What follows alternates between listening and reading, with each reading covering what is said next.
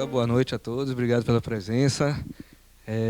Enfim, eu vou tentar falar um pouquinho aqui sobre como manejar a depressão no idoso. E a gente vai tentar passear um pouquinho sobre os quadros depressivos, tentar conceituar um pouquinho do que é depressão e também trabalhar um pouco do tratamento no quadro da depressão resistente. Aqui eu estou vendo algumas pessoas conhecidas, pessoas importantes, como o doutor Islanova, o doutor Iná, que podem, inclusive, me ajudar aqui, se por acaso perceberem que eu estou falando alguma bobagem.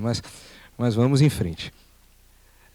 Eu costumo dizer que o Brasil está ficando grisalho, né? Aqui, ó, né? A gente está começando, a gente está ficando, né, mais velho, envelhecendo, e as projeções mostram que em 2020 o Brasil vai ser o 6º país do mundo em número de idosos, né, com uma população estimada de 30 milhões de velhos, né, e 650 mil novos idosos incorporados à população por ano. Ou seja, o país, as clínicas, as estruturas, enfim, governamentais precisam se preparar para isso, para lidar com essa realidade. Né? Aqui, na verdade, também é mais ou menos a mesma coisa, só que em gráfico, mostrando, né, o crescimento, que em 1950 a gente tinha 2,1 milhões e agora 30 milhões, né, em torno de 30 milhões, como cresceu, né, o número de idosos nesse período. A pirâmide está mudando, né, também, ou seja, em vez daquela, em forma de uma pirâmide normal, a base está fechando e a parte superior está abrindo, crescendo. Devido ao envelhecimento populacional, vem algumas coisas associadas a isso, né, como o aumento dos transtornos mentais relacionados de modo direto ao processo de envelhecimento, como, por exemplo, o quadro das demências. Né? Então, os pacientes idosos, né, desenvolvem determinados tipos de patologias que são mais características da idade. Né? O aumento de transtornos psiquiátricos relacionados indiretamente ao processo de envelhecimento, porque com isso vem doenças, vem, enfim, problemas de dores, problemas articulares, e, consequentemente, isso pode levar a problemas depressivos. Né? E a gente tem que lembrar também que os pacientes que antigamente, ou seja, jovens, envelhecem. Né? Com a evolução da psicofarmacologia, do tratamento, os pacientes hoje têm uma vida mais longa. Né? E com isso, esses pacientes que antigamente eram pacientes deprimidos ou com outras doenças mentais jovens, passam a ser idosos, que a gente também precisa lidar com isso. Mas eu sempre gosto desse slide aqui, porque é possível envelhecer bem. Né? A gente pode envelhecer bem e com estilo também. Né? Então, assim, não precisa... O envelhecimento não é sinônimo da gente estar caída, da gente ficar mal, de não se cuidar. Não, dá para envelhecer bem. E esse é que é o objetivo, né? O envelhecimento saudável. Bem, em relação à depressão, né? A depressão ela não é uma entidade mórbida única, muito menos simples. A depressão ela é uma doença complexa, com várias nuances, né, e características diferentes, por exemplo, na idade adulta, do que no idoso. Né? Ela, quando associado a um envelhecimento, né, ela ganha contornos ainda mais complicados, podendo assumir disfarces clínicos. Né? Por exemplo, a coisa clássica de tristeza e diminuição da capacidade de sentir prazer, às vezes isso não é uma coisa principal. Às vezes o idoso não se queixa disso. Né? Às vezes a queixa está em sintomas dolorosos, mal-estar, aborrecimento, isolamento, fadiga, e não necessariamente aqueles sintomas clássicos, e isso pode esconder a raiz, né, da manifestação da doença. A doença ela pode se originar em doenças como transtorno bipolar, de ansiedade, né, se constituir a partir de traços temperamentais ou ainda representar uma forma de reação mal adaptada a fatores psicossociais estressantes. Falar rapidamente aqui da epidemiologia da depressão. Né? A depressão ao longo da vida, né, as mulheres deprimem mais do que os homens, né, em torno de 2:1, pelo menos nisso a gente leva vantagem. Né? Em relação aos idosos, existem algumas pesquisas que mostram de 4 a 10%, e alguns dados norte-americanos, que estima que 5% dos idosos têm quadro depressivo, entre 8% e 16% apresentam sintomas clinicamente significativos, sem necessariamente preencher todos os critérios. Na atenção primária, percentuais de 5% a 10%, mas isso aqui é que é interessante, que após a hospitalização de cuidado intensivo, a taxa pode chegar a 37%, né, e eventualmente até a 40%. Por isso que internar o idoso, assim, não é que a gente não tenha que internar o idoso, quando o idoso tem necessidade de ser internado, temos que internar, mas assim, tentar evitar ao máximo o cuidado preventivo, o tratamento no lugar que ele está acostumado, para poder assim, evitar a internação, porque quando ele vai para o hospital, o hospital clínico e tem que passar eventualmente por UTI, por coisa desse tipo, a tendência de desenvolver um quadro depressivo sobe vertiginosamente. Aqui apenas as dimensões do sintoma de um episódio depressivo maior clássico, né?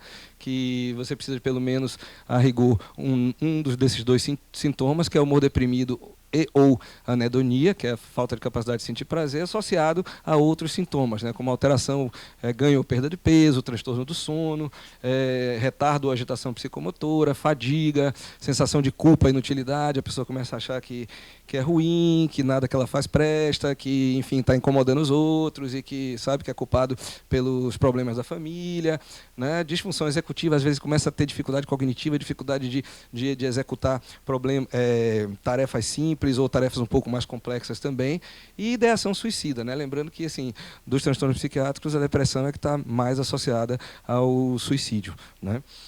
Então, que é uma doença que a gente tem que levar bastante a sério, porque o risco de suicídio é real.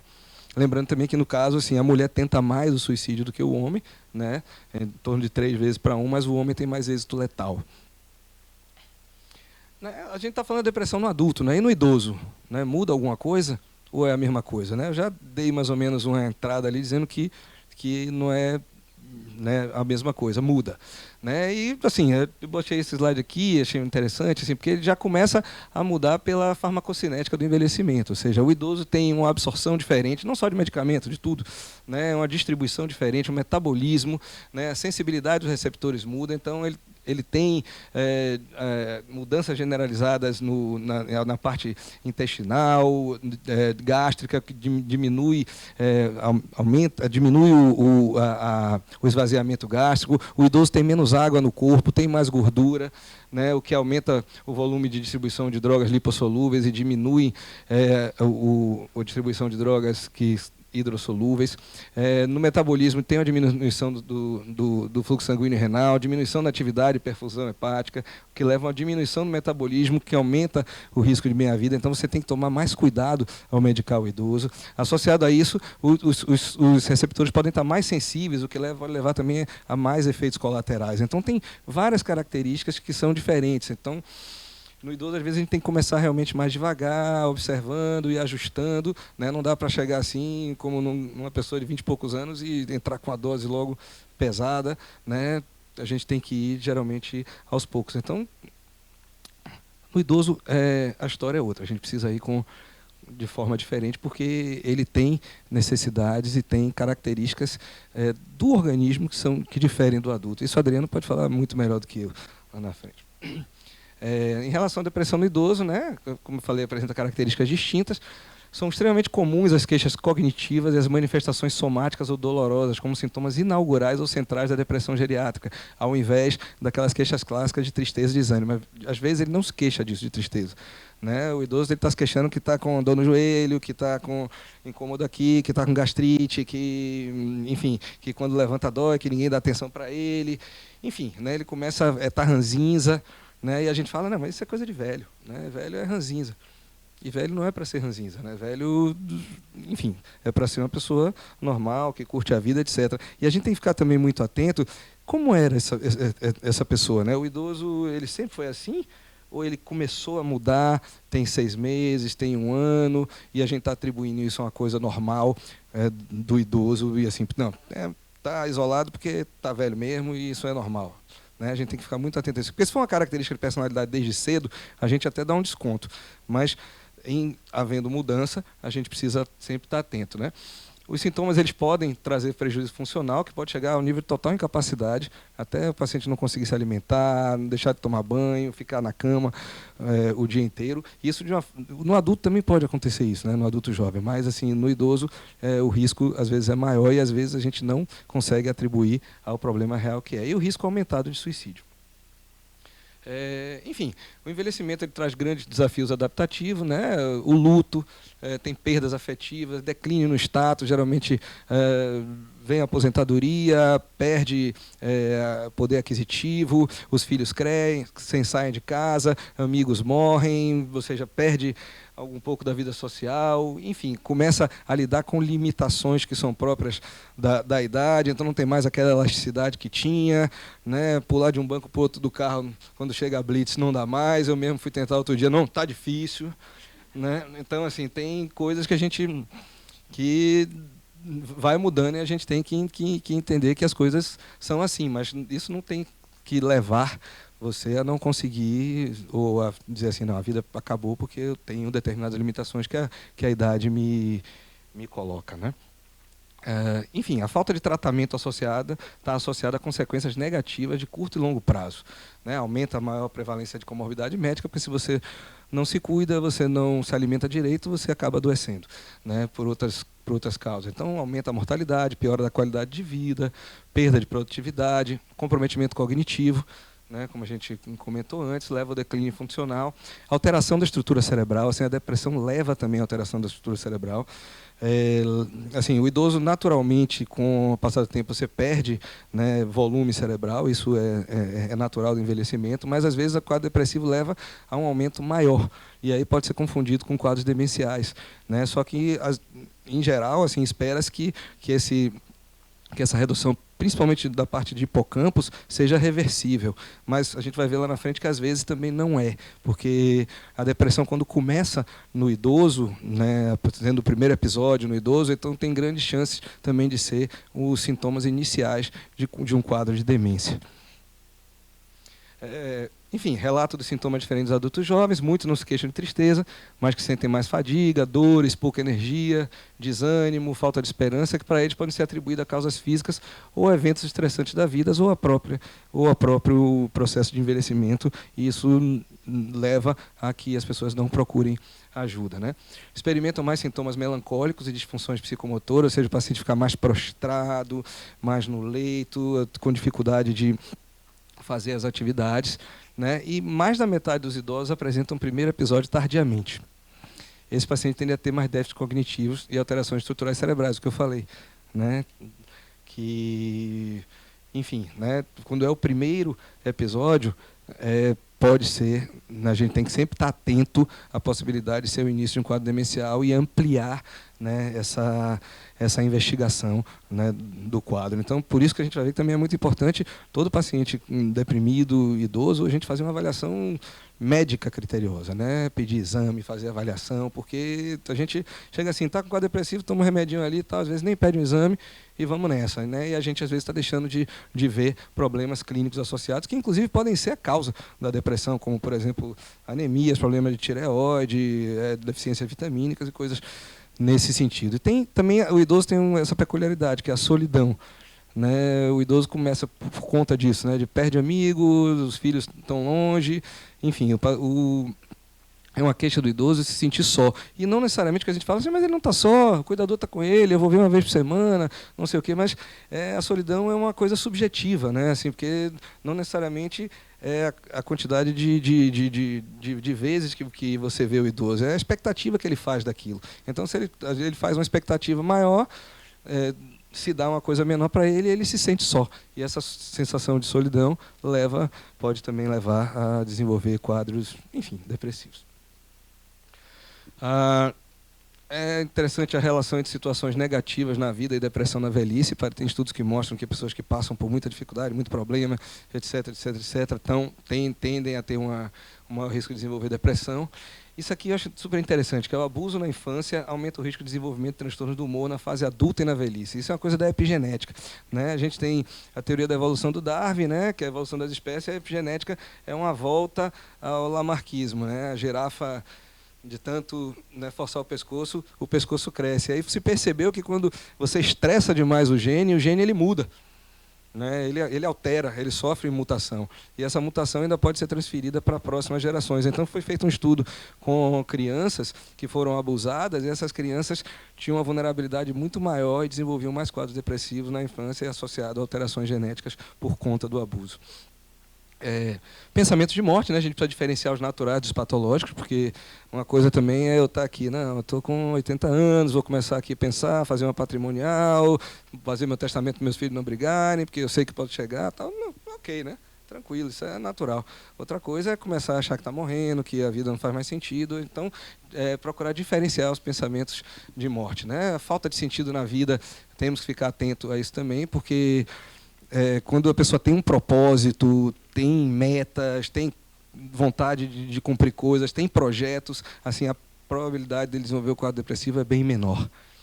Né? A aposentadoria, né, como uma das causas de perda de objetivo da vida, a aposentadoria é um negócio interessante. Né? A gente vive sonhando, não quero mais trabalhar, meu sonho é parar, não aguento mais ver paciente, tem que ficar aqui falando, dando palestra, podia estar em casa. Né? Mas aí você chega em casa, eu acho que a aposentadoria é coisa para rico. Né, coisa para milionário, porque milionário você vai, compra uma passagem, aí passa 6 meses na Europa, leva os amigos junto, né, e faz aquela farra, e depois vai para outro lugar. Agora a gente para de trabalhar, aí vai ficar no Netflix. Né, passa o dia inteiro ali sem fazer nada. Acabou o Netflix, você passa para o Prime, Amazon. E aí acaba. Né, aí você vai ficar fazer mais o quê? Né, aí vai, ó, tomar uma, vai ficar no bar, e você começa a termina desenvolvendo outros problemas. Então, a aposentadoria é cuidado com o que você deseja, né? Assim, porque às vezes assim, a gente se manter ativo, isso ajuda muito, né, a você ter uma vida mais sadia. Enfim, falta de suporte social adequado, né, e a comorbidade de depressão com transtorno de ansiedade mostra que quase a metade dos idosos com depressão maior preenche critério para ansiedade. Depressão e ansiedade andam juntos. Né? Quem é da área de saúde, da área de saúde mental, sabe disso. Assim, pegar aquele paciente purinho, bonitinho, é a exceção. Geralmente tem um quadro de uma ansiedadezinha junta, nem que seja queixa, pode não preencher critério de um transtorno necessariamente de ansiedade, mas a ansiedade geralmente faz parte. Eu mesmo sou ansioso, ainda não deprimi.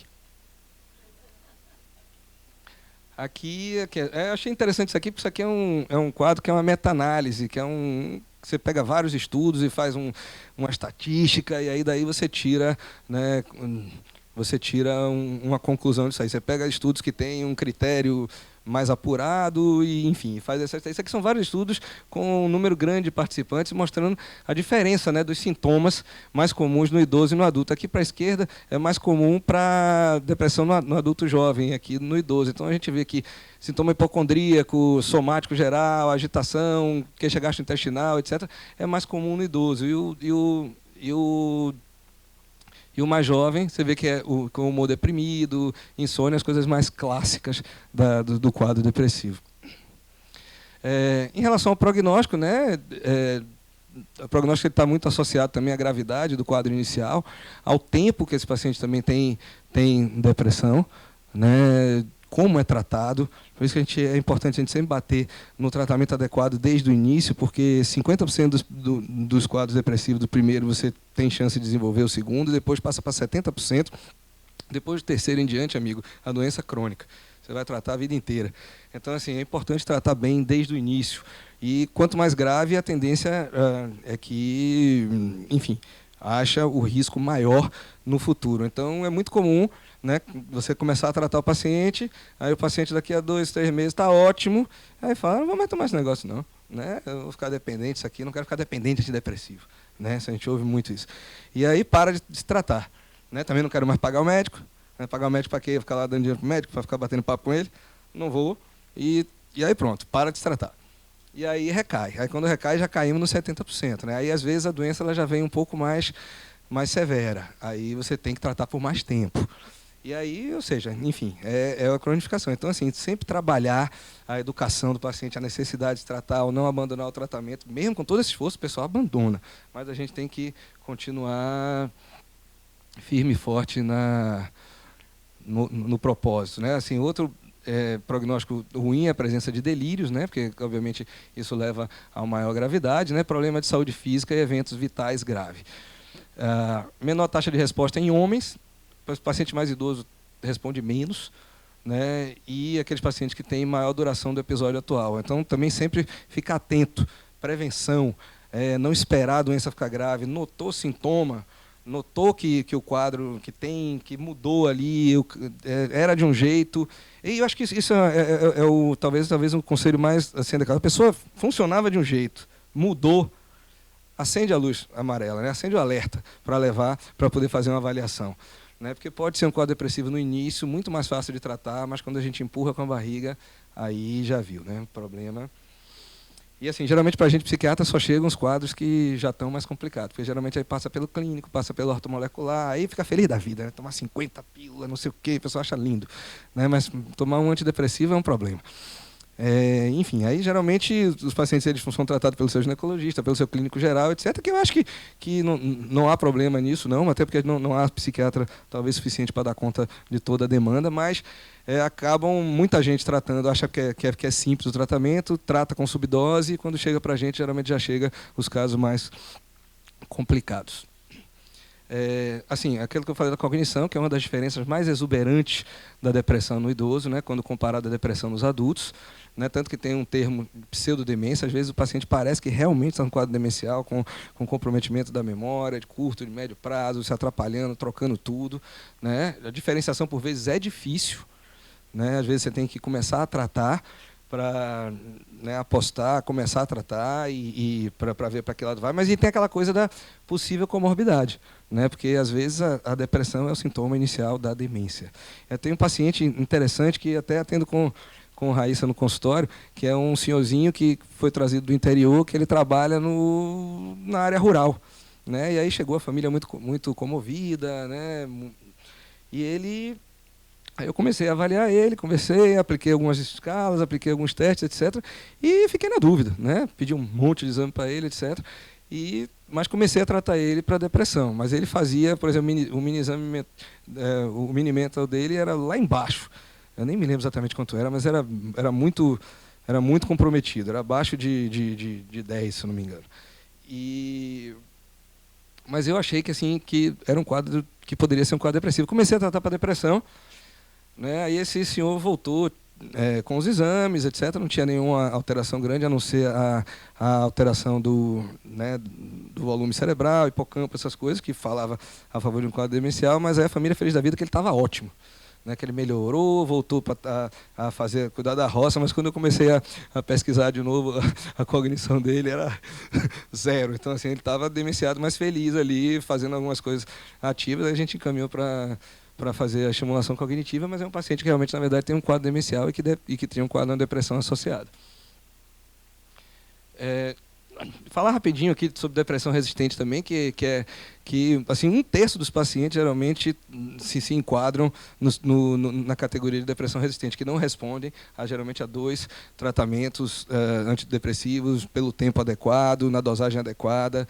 Né? Então, assim, muitas vezes os pacientes, e não é incomum, e na população geriátrica pode chegar até 40% dos pacientes que não respondem adequadamente ao tratamento inicial. Né? E fatores que contribuem para a refratariedade no idoso são assim, tem as comorbidades clínicas, tem a depressão vascular, que é um termo que é ainda, enfim, não é 100% muito bem aceito, mas que é associada a eventos cerebrovasculares, e isso leva a sintomas persistentes de depressão. Né? Problema de disfunção executiva, quadro demencial associado, comorbidades psiquiátricas, a não adesão, como a gente falou, e componentes psicossociais. São os fatores que geralmente contribuem para a refratariedade. E aqui eu fiz um pequeno roteiro para abordagem do tratamento da depressão e da depressão resistente, mostrando aqui essa rua aqui, que é uma rua lá de São Francisco, que chama-se Lombard Street, que é um ponto turístico famoso lá, extremamente tortuoso, né? Mas é um lugar lindo, inclusive. Mas é que o tratamento ele não é linear, não é, em geral, tão simples. Então, assim, o que fazer, né? Assim, eu sempre acho interessante a gente trabalhar com screening, com aplicação de escala para depressão, escala para, né, uso de álcool e drogas, escala para dor, enfim, porque isso ajuda a gente a quantificar, né? Você faz isso e você passa a não depender só da subjetividade. Você acompanha e vai a cada consulta vai aplicando, então a cada um período de tempo, para você ver como esses pacientes estão evoluindo. Não é obrigatório, mas eu acho que ajuda, eu acho que é interessante. Identificar e responder com antecedência aos riscos, né, do quadro depressivo resistente, aquilo que a gente falou antes. Né? Então, fazer uma avaliação médica e laboratorial abrangente, né? Seja laboratório, pedir hemograma, pedir função renal, pedir função hepática, pedir tireoide, pedir eletrólito, vitamina B12, ácido fólico, enfim, fazer a parte de DSTs, enfim, é importante fazer, porque a gente às vezes come mosca por uma besteira. Estudo do sono, né, o dormir mal, a apneia do sono está associada a quadros de aumento de quadro depressivo, está associado também a risco de aumentar problemas cerebrovasculares, demência. Então, às vezes, uma polissonografia, perguntar se o paciente dorme bem, como dorme, perguntar ao companheiro se esse paciente ronca, se tem aquela coisa de ficar... Né, parar e depois voltar, achar que vai ter um treco, que vale a pena, porque aí você começa a tratar, às vezes você bota um CPAP no paciente e o paciente melhora. Trabalhar com imagem, né, morfologia, uma ressonância para você ver como é que está o cérebro, como é que está a parte morfológica, e funcional também, que você tem o PET scan, que você pode ver como é que o cérebro mais ou menos está funcionando, onde é que ele está captando ou não o radiofármaco em tempo real, e isso dá uma ideia para a gente de o que é que está acontecendo. Né, educar minuciosamente o paciente e família antes de tratar, né, e dar suporte durante o percurso. Muitas vezes o idoso ele não tem condição, às vezes, de estar entendendo, o paciente está adoecido, você tem que chamar a família, você tem que conversar, você tem que explicar, porque se você não explica, o paciente então não vai se tratar direito e a família vai achar que não tem necessidade também, sabe? Então, assim, esse trabalho de psicoeducação é muito importante para poder a gente ter um sucesso no tratamento. Né, associar a psicoterapia com tratamento farmacológico sempre que possível. A psicoterapia, eu acho que é extremamente importante. Inclusive, eu sempre costumo falar que são os 3 pilares básicos, né, que é o tratamento médico, farmacológico, a psicoterapia e a atividade física, né, para poder a gente ter um desfecho mais ideal. Né, fazer a seleção inicial dos psicofármacos, a gente avaliar o que esse paciente está usando, né, o que ele já usou. Né, ele já usou, sei lá, já usou desvenlafaxina antes e respondeu bem. Aí chega para mim, eu para dizer que sou porreta, vou chegar e vou chutar outro? Para dizer, ou então, para dizer desmerecer o colega, dizer assim, que não é uma coisa que deu certo? Não. Se ele tem um histórico que se deu bem com tal medicação, por que a gente não vai tentar? Vamos tentar de novo a medicação, agora vamos titular e chegar na dose adequada. Né? Então, a resposta ao tratamento, a gente pode lembrar que pode demorar mais que o habitual, a gente tem que ter um pouco mais de paciência, porque também a titulação da dose tem que ser um pouco mais lenta. Né? Muitas vezes a gente tem que combinar antidepressivo, associar e avaliar a neuromodulação em caso de não resposta, a estimulação magnética transcraniana, a eletroconvulsoterapia, que em muitos casos são necessárias. Ah, mas minha mãe tem 90 anos, vai fazer? Vai. Então, assim, a gente faz uma avaliação, vê tudo direitinho, o paciente trata e melhora. Potencializar medicamentos antidepressivos em geral é rotina em pacientes nos quadros, principalmente com transtorno depressivo resistente. Existem diversas maneiras de potencializar, de tentar potencializar o antidepressivo. Então, assim, a gente fala, pô, esse cara não tem jeito, mas quando você vai ver, não tentou um monte de coisa, não fez várias tentativas, associações que podem ser feitas. Então, você pode associar hormônio tireoidiano, lítio, bupropiona, outros antidepressivos, metilfolato, ômega 3, probiótico, enfim, tem um monte de coisa que a gente pode fazer, até a testosterona, hormônios, enfim, coisas que podem ser feitas para a gente potencializar o antidepressivo antes de dizer que não tem jeito o tratamento. Né?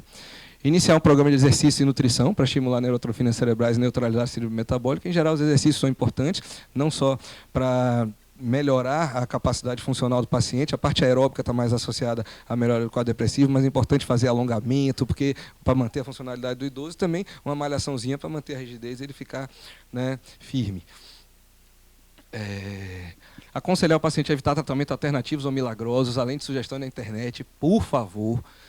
Tá certo? Porque a gente chega hoje, paciente cheio de coisa, cheio de coisa, então passa pelos ortomoleculares, eu adoro os ortomoleculares. Aí chegam lá dizendo que você tem que dosar serotonina, porque se a serotonina está baixa, seu lítio está baixo. Nunca tomou lítio, o lítio está baixo. Claro que está baixo, não tem lítio, não tomou lítio.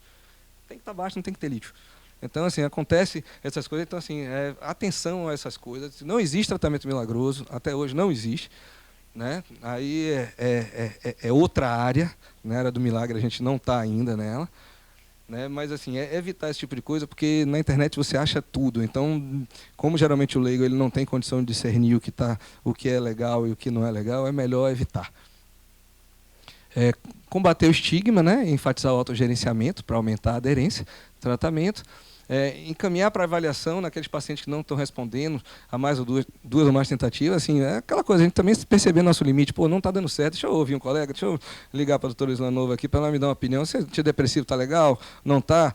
Adriano, pô, eu pedi esses exames aqui, é suficiente isso aqui, eu estou comendo mosca em alguma coisa, porque, enfim, o objetivo é que o paciente fique bem, a gente tem que tentar trabalhar, enfim, de maneira unida. E teste farmacogenético, que é uma coisa que está cada vez mais em voga aí, tal, na moda, assim, porque ajuda a gente Calma, negão, eu chego lá. O teste farmacogenético, ele está... Enfim, você faz para poder ver se você é que tipo de metabolizador você é, que tipo de droga se adapta mais ao seu organismo, e isso ajuda a gente, às vezes, a direcionar melhor o tratamento. Deixa eu correr aqui. Considerar a neuromodulação se o paciente ainda não responde, depois de algumas falhas de tratamento. Então, você tem estimulação magnética, você tem casos mais graves de tratamento, como estimulação do nervo vago e estimulação cerebral profunda, mas aí exige neurocirurgia em casos, digamos, gravíssimos. E considerar eventualmente cetamina, né? Cetamina, que é um tipo de anestésico que se descobriu que melhora bastante quase a depressão, que pode ser feito de forma venosa, subcutânea e sublingual também, né? Já vi alguns estudos e algumas pessoas fazendo, e às vezes a gente aqui tem feito também sublingual, associado a outros tratamentos, com respostas até interessantes. E está vindo aí também a chamada esketamina, que vai ser nasal. Continuar insistindo, sempre, até alcançar a remissão. Não dá para desistir. Né? A gente tem uma máxima que é assim, start low, né, go slow, e eu coloco but don't stop. Né? A gente tem que continuar firme até nocautear a depressão, e a gente consegue chegar lá. Rapidamente falando da educação da família do paciente, lembrar que depressão é doença médica e não a fraqueza de defeito ou caráter. Recuperação é a regra e não a exceção. Então, aquela coisa, você não tem motivo para isso, porque isso é péssimo para o paciente. Assim, sabe que o paciente fica se sentindo a pior pessoa do mundo, porque realmente eu não tenho motivo, minha vida é boa, eu tenho dinheiro, eu tenho uma mulher bonita, eu tenho casa, eu tenho não sei o quê, minha família é bacana e eu estou deprimida porque eu não presto. Né? Então, nada desse reforço muito positivo, que isso é ruim. Lembrar que os tratamentos são efetivos, o risco de recorrência é alto, então levar a sério o tratamento, e os pacientes familiares devem estar alertas para os sinais e sintomas precoces de recorrência, porque, afinal de contas, o nosso objetivo é a remissão e a funcionalidade. O idoso ele tem que estar bem, ele tem que estar dirigindo, ele tem que sair, ele tem que curtir a vida, ele tem que namorar, ele tem que, farrear, e tadinho do cachorro, mas assim, a função, o idoso está bem. Né? Gente, eu queria agradecer, desculpar ter estourado o tempo. Muito obrigado.